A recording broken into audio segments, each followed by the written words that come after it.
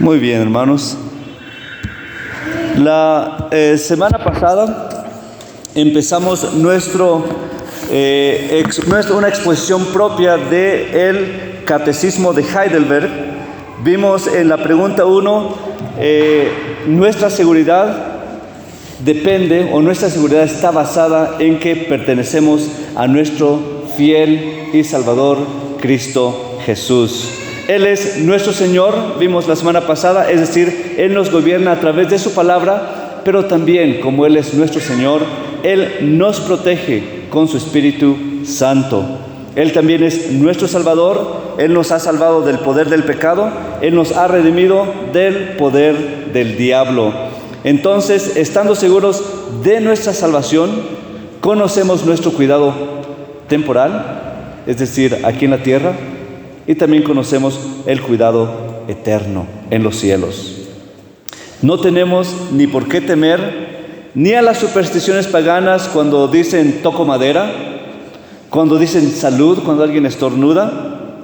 ¿Cuántos dicen a sus hijitos, mira, te va a llevar el duende? O cosas de ese tipo. Dios en Cristo nos ha redimido. Esas cosas ni se deben escuchar en los labios de un cristiano, porque su confianza está en el Dios que hizo los cielos y la tierra. ¿Qué me puede hacer el hombre?, dice la Biblia. Barak llama a Balaam para que maldiga al pueblo de Dios. Era un brujo, era un hechicero. Y la respuesta de él dijo, no puedo maldecir a aquel que Jehová ya ha bendito. Nada de eso nos puede tocar. Ninguna superstición tiene que salir de los labios del Hijo de Dios. No tenemos que temer ni a la muerte misma, porque siendo Jesús nuestro Salvador, vivimos confiados en nuestra vida eterna. Ese conocimiento de la vida eterna no es solo mental, como lo vimos la semana pasada, como lo señala el hipercalvinismo o el antinomianismo, sino es una demostración del Espíritu Santo y su poder en nuestras vidas. Vivimos confiados por el Espíritu Santo, vivimos confiados porque el Espíritu Santo nos hace obrar. El Espíritu Santo obra en nosotros, así el querer como el hacer, por la buena voluntad de nuestro Dios. Entonces, eso fue en resumen lo que vimos la semana pasada, o mucho más de eso. Pero esta semana pasaremos al segundo día del Señor, porque hoy es otro día del Señor. Entonces vamos a pasar al segundo día del Señor y trataremos de abarcar las preguntas 3 al 5 del Catecismo de Heidelberg. Vimos la semana pasada que sí conocemos nuestro pecado hasta el punto que nos destroza el corazón. Nuestro cristianismo no es externo. Hoy en estas preguntas vamos a conocer más sobre esta naturaleza del pecado. Vamos a ver qué tan grande es esa miseria en que estamos, y conociendo la miseria podemos correr a nuestro Salvador. Esa es la única manera en que nuestros ojos pueden ser abiertos. Vemos la consecuencia del pecado en nuestras vidas, vemos la consecuencia del pecado en nuestras relaciones familiares, en nuestros matrimonios, en la desintegración familiar. Vemos las consecuencias del pecado en el mundo entero, y ya se avecina el carnaval. Todo eso es consecuencia de la caída y del pecado. Pero como un enfermo, no sabemos qué tan grande es la enfermedad hasta que alguien nos diagnostique. Hasta que alguien vaya y nos dice, ¿sabes qué? Esa herida no es solo superficial, no solo está en la epidermis y las dermis, ya rebasó el tejido adiposo y está casi llegando al hueso. Solo hasta que alguien lo revise, solo hasta que alguien lo cheque, sabemos qué tan grave es esa enfermedad. Lo mismo es el pecado. Solo conociendo qué tan mal es nuestro pecado, podemos ir al doctor de los doctores, a Cristo Jesús, para la restauración de nuestra vida. Solo conociendo nuestra miseria podremos dar gracias a Dios por su don inefable. Dios no es malo. Dios en ninguna manera es malo. Habían unas personas que se llamaban los marcionistas en el siglo II después de Cristo. Los marcionistas dijeron, mira, leo la Biblia y todo el Antiguo Testamento hay un Dios malo, un Dios severo, un Dios estricto. Y el Dios del Nuevo Testamento es bien bondadoso, bien bonito, bien halagador. Por lo tanto, vamos a quitar todo el Antiguo Testamento y ya no sirve, dicen ellos. Vamos a quitar todas las cartas de Pablo porque todas ellas están llenos del Antiguo Testamento. Vamos a quedarnos solo con lo más bonito de la Biblia. Eso se llamaron los marcionistas. De un hombre que se llamaba Marción. Así es. No, hermanos. Es la maldad en nuestro corazón que nos hace pensar eso de Dios.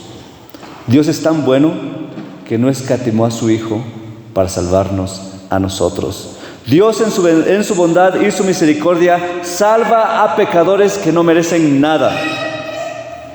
Los niños a veces pueden ser injustos con los padres. Es que tú no me quieres, dicen los hijos o las niñas. Es que tú no me quieres, tú no me dejas hacer esto, tú no me dejas hacer lo otro. Y el papá podría responder, te he dado de comer 10, 15, 20 años. Te he vestido 10, 15, 20 años. Te he comprado hasta pañales y te he hasta limpiado el traserito. Y todavía dices que no te quiero. A veces pensamos así de Dios, Él no es bueno, Él no me quiere. Vamos a ver lo contrario, conociendo estas 3 preguntas del Catecismo, la pregunta 3 al 5, espero que lo puedan leer en sus casas y meditar en ello, bajo el tema, conociendo nuestra miseria por la ley de Dios. Vamos a ver que la ley nos muestra nuestro pecado, la ley nos muestra nuestro deber y también la ley nos muestra nuestra limitación. Primero, la ley nos muestra nuestro pecado. La ley es buena porque la ley nos quita la ceguera espiritual. Romanos 7:7 dice, ¿qué pues diremos? ¿La ley es pecado? En ninguna manera. Pero yo no conocí pecado sino por la ley, porque tampoco conociera la codicia si la ley no dijera, no codiciarás. Hay un problema grande el día de hoy en las iglesias modernas. La ley de Dios ya no se predica. Muchos van a la iglesia esperando tener solo una experiencia espiritual. Muchos van a la iglesia solo por fuerza de la costumbre y el hábito. Y muchas iglesias en Estados Unidos ya les decimos son iglesias de viejitos, puros viejitos. Ya no hay familias jóvenes, ya no hay parejas, porque ellos se alejaron de la ley y ya no formaron a la siguiente generación y se levantó una generación que no conoció a Jehová. Y los que están ahí solo van por fuerza de hábito, por fuerza de costumbre. Muchos van a la iglesia solo por superstición. Si no voy a la iglesia no me va a ir bien a la semana. Si no voy a la iglesia y doy mi ofrendita, Dios no me va a bendecir. Pero pocos van a la iglesia esperando ser confrontados con su pecado. Si van a ir y les predicamos la ley, dicen los pastores, se van a molestar, mejor no les confrontemos con su pecado. Por otro lado, los asistentes dicen, ay, qué fuerte es la predicación. Ese hombre necesita un poquito más de tacto, ese hombre necesita más del Espíritu Santo. Ese hombre está dando a conocer a un Dios malo, que juzga, que castiga. Pero el apóstol aquí nos enseña una verdad que es buena para nuestro crecimiento espiritual. Yo no conocí pecado, sino por la ley. La única manera de conocer nuestro pecado es a través de la predicación fiel de la palabra de Dios. La predicación fiel de la ley es lo que Dios usa para prepararnos para el cielo, para prepararnos para una eternidad con Dios. En el cielo no habrá pecado, no habrá ninguna mancha de contaminación en la belleza eterna, la magnificencia. Si vieran el cielo, bonito. Y eso es una figura, el cielo que vemos es solo una figura muy, muy pequeña de la gran belleza que será morar con nuestro Señor y Salvador, Cristo Jesús. Dice 2 de Pedro 3:13. Pero nosotros esperamos según sus promesas. Dios lo prometió, Dios lo va a cumplir. Cristo fue a preparar ese lugar para nosotros. Según sus promesas, cielos nuevos y tierra nueva, en los cuales mora la justicia. Ahí en el cielo morará la justicia. No podremos estar preparados para la belleza del cielo si no somos confrontados con el horror de nuestros pecados, si no somos llevados a los pies de Cristo. Solo aquellos que conocen su pecado y que éste ha sido pagado por Cristo podrán vivir en la justicia eterna, en los nuevos cielos y en la nueva tierra. La ley expone ese pecado, esa miseria, esa corrupción, y es necesario. La ley nos da ese análisis, nos da los síntomas, nos enseña los síntomas, y también nos hace que vayamos a ese doctor que nos diga qué tan feo está el cáncer, qué tan feo está esa enfermedad, qué tan grave está nuestra condición. Y solo así podemos tomar la medicina, que es Cristo Jesús. La ley hace que muramos. Ese es el objetivo de la ley. Esa es la experiencia del verdadero cristiano cuando es confrontado con la ley de Dios. Pablo dice en Romanos 7:9: yo sin la ley vivía en un tiempo, pero venido el mandamiento, el pecado revivió y yo morí. En el verso 7 Pablo dice: porque tampoco conociera la codicia si la ley no dijera, no codiciarás. La exposición fiel de la palabra de Dios confronta al Hijo de Dios para que conozca su pecado. Pablo usa el ejemplo aquí del 10º mandamiento, pero este aplica para toda la ley de Dios, toda la palabra de Dios. Quizá ninguno de ustedes puede decir, quizá ninguno de ustedes sabe que decir Diosito está mal, que es pecado. Quizá no sepan que decir Diosito mío, Diosito santo a la ligera está mal, hasta que no son confrontados con la ley que dice: no tomarás el nombre del Señor tu Dios en vano. No lo podemos saber hasta que no somos confrontados con la ley de Dios. La exposición fiel, sistemática, confronta al pecador. ¿Cuál es el resultado? Pablo dice en el verso 9: el pecado revivió, yo morí. Si ustedes tienen esa costumbre de decir Diosito santo, Dios mío, tomar el nombre de Dios a la ligera, ese pecado hoy es revivido y hoy tienen que morir. Quizá muchos de ustedes han sido confrontados estos días con la serie del matrimonio que hemos empezado. Esto tiene un objetivo.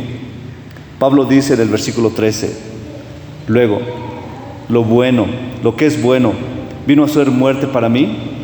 En ninguna manera. Sino que el pecado, para mostrarse pecado, produjo en mí la muerte por medio de lo que es bueno, a fin de que por el mandamiento el pecado llegase a ser sobremanera pecaminoso. Ya fueron al doctor, ya les tomaron unos rayos X, ya les hicieron un análisis, les dijeron: tienes cáncer, está pudriendo todo tu ser y te vas a morir en 2 semanas. Ese es el trabajo de la ley. Tienes cáncer, te estás muriendo espiritualmente. Ve al doctor, Cristo. El Hijo de Dios, para llegar al arrepentimiento, necesita saber en qué miseria está metido. Su pecado tiene que llegar a ser repugnante ante Él mismo. Él tiene que conocer que ese pecado es repugnante ante los ojos de Dios. Cualquier pecado que estés practicando te hace ver delante de Dios como peor que un borracho que está acostado sobre su propio vómito. No solo eso, cualquier buena obra que ustedes quieran hacer para cubrir ese pecado, para tapar ese pecado, dice la Biblia que nos hace ver delante de Dios como un trapo de inmundicia. Literalmente como un trapo lleno de sangre. Más literalmente como un trapo menstruoso. Eso es lo que dice la palabra de Dios. es lo que somos delante de Dios. Solo a conocer esa condición, solo a conocer ese nivel de cáncer, ese nivel de bajeza, ese nivel de vileza en la que estamos metidos, podremos llegar a decir como Pablo: miserable de mí, ¿quién me librará de este cuerpo de muerte? Pero solo también así podremos decir como Pablo: gracias doy a Dios por Jesucristo, Señor nuestro. Segundo punto, esa ley nos confronta, pero esa ley nos muestra nuestro deber. La pregunta 4 dice: ¿qué requiere la ley de nosotros? Dos cosas. Lo primero, amarás al Señor tu Dios con todo tu corazón, con toda tu alma, con toda tu mente, con todas tus fuerzas. Es lo primero, es la respuesta del catecismo. ¿Qué requiere Dios? Eso es lo primero. Vean, Cristo no abroga la ley, no abroga los 10 mandamientos. Es decir, no las borra, no las quita, no dice ya no tienen que cumplirlas. Solo provee un resumen de los 4 primeros mandamientos.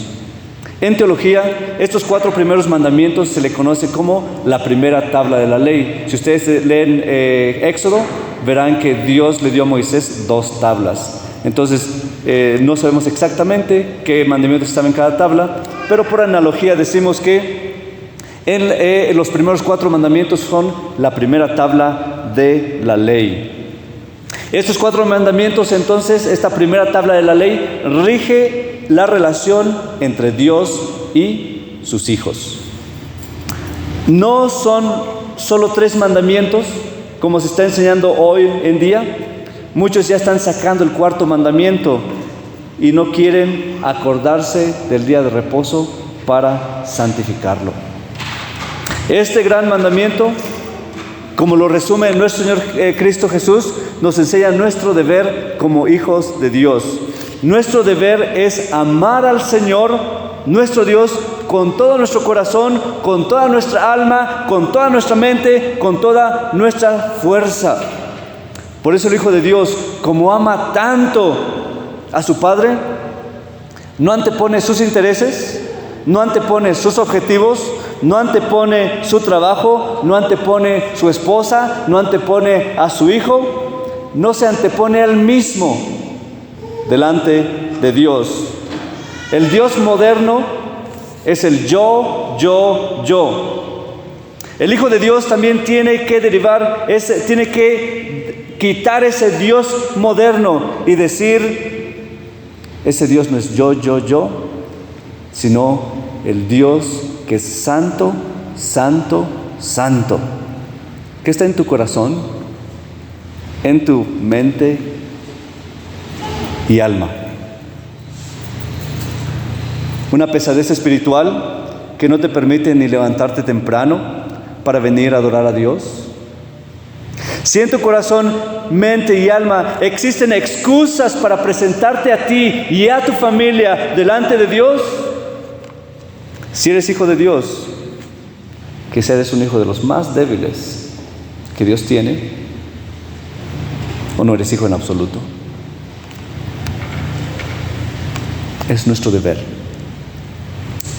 Pero también nos manda este día el Señor, y por el mandamiento de la palabra nos dice que hay otro deber. El deber es amar a tu prójimo como a ti mismo. Este mandamiento resume los 6 mandamientos restantes de Éxodo 20. A estos mandamientos en teología le conocemos como la segunda tabla de la ley. Estas leyes rigen nuestra relación horizontal, es decir, nuestra relación de humano a humano, de ser humano a ser humano. Esta ley rige nuestras relaciones personales, familiares, empresariales y de cualquier otro tipo. Esta ley dice que de la misma manera que nos amamos a nosotros mismos, así tenemos que amar a los demás. El mundo no enseña eso. El mundo dice: enfócate en ti mismo, en tu apariencia, en tu posición, en tu superación, en tu autoestima. En tu autoestima. La psicología moderna está lleno de todo eso. ¿Qué dice la psicología moderna? Pues mira, vamos a ver quién te hizo daño, quién te hirió, quién te hizo sentir mal. Y escríbeles una carta y diles que ellos son los responsables de que estés todo traumado. La Biblia nos enseña que si quieres ser infeliz, si quieres estar triste, si quieres estar malhumorado, enfócate solo en ti mismo. Pero si quieres buscar la felicidad, ama a tu prójimo.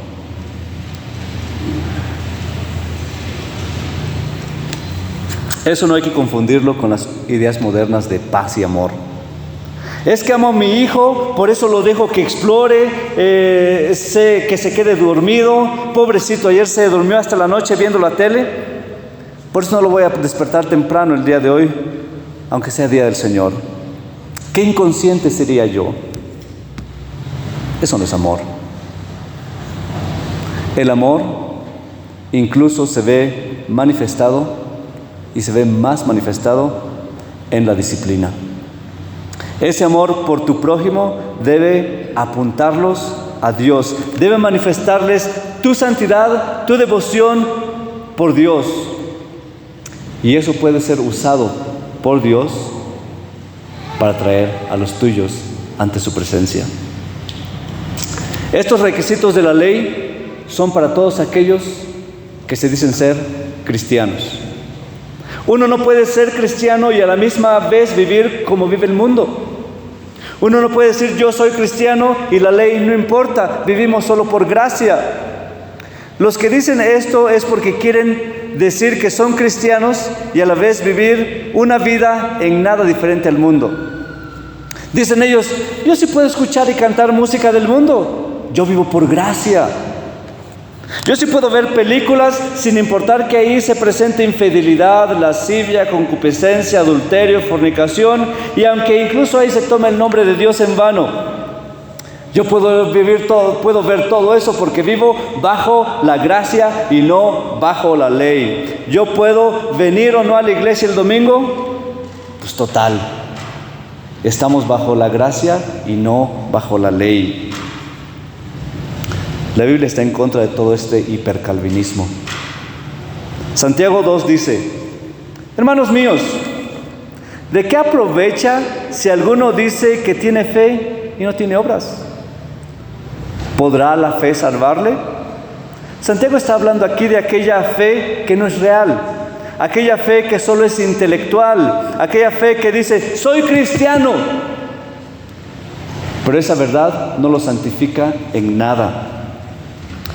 Las obras a las que aquí se refiere Santiago son a los deberes de la segunda tabla de la ley. Eso está claro en el versículo 8. Si en verdad cumplís la ley real conforme a la Escritura, amarás a tu prójimo como a ti mismo, bien hacéis. Todo ese capítulo, Santiago lo está relacionando a la segunda tabla de la ley. No se puede tomar la gracia como excusa para vivir sin ley. Algunos dicen, pues si Cristo ya cumplió la ley, con eso ellos piensan que la ley de Dios ya no tiene ningún efecto en ellos. Cristo cumplió la ley para que nosotros, dicen ellos, ni nos preocupemos en cumplirla. Hermanos, hay que tener cuidado con ese tipo de enseñanzas y hay que tener cuidado con ese tipo de personas. La Biblia nos advierte de esto. Judas 1:4.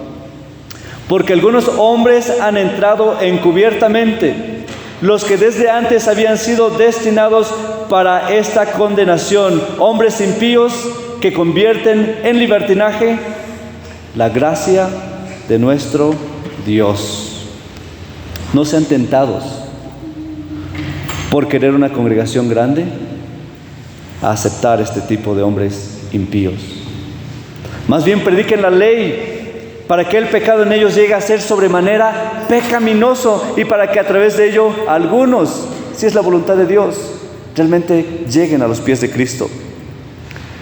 Pero también no acepten esas enseñanzas para proteger a la grey de Dios de estos lobos rapaces, especialmente a la generación que se levanta.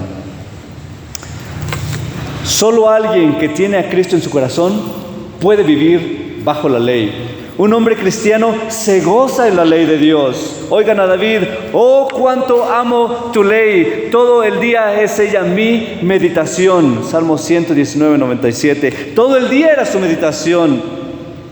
Se levantaba en la mañana, y los salmos dicen eso: de mañana me levantaré, es más, le ganaré al alba. Oraba, leía, meditaba en la ley de Dios. Quizá no podría pensar, no, pues quizá el rey tenía mucho tiempo. Quizá él sí le daba tiempo de levantarse, de hacer todo esto. A mí no me da tiempo. Él era el rey de una nación. No solo era un rey, era un buen rey. Alguien que administraba bien su reino, alguien que se ocupaba en buscar lo bueno para los ciudadanos de Israel. Aún con todas sus ocupaciones, meditaba en la ley de Dios. Amaba la ley de Dios porque amaba al Dios mismo. El verdadero hijo de Dios también ama la ley de Dios. Más que a la esposa, más que a los hijos, más que a mis propios sueños, yo amo a Dios. Esa meditación de la ley trae cambios en su vida. Esa meditación de la ley lo santifica.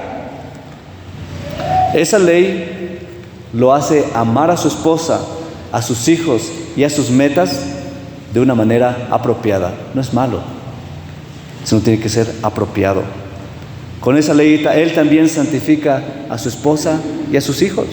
Con esa ley él vive para glorificar a Dios y gozar de Él para siempre. Sin embargo, también la ley nos muestra nuestra limitación. Este es mi último punto. La ley también nos muestra nuestra limitación. La pregunta 5 dice: ¿puedes cumplir todo esto perfectamente? La respuesta es un rotundo no.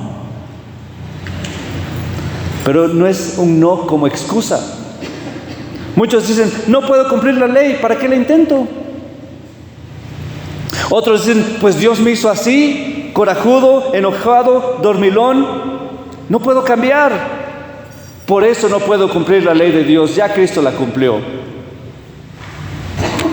Ese no que presenta el catecismo no es un no de resignación, es un no de lamentación.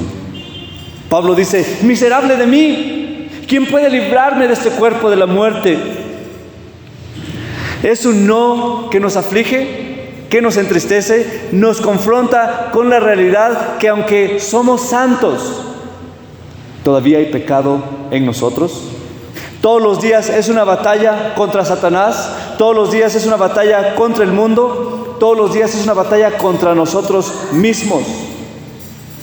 Es un no que nos dice que por naturaleza estamos inclinados a aborrecer a Dios y a nuestro prójimo.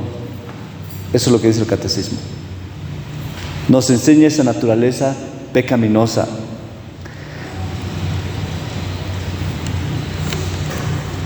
Como aborrecemos a Dios y a nuestro prójimo en nuestra naturaleza, por eso no venimos a la iglesia temprano.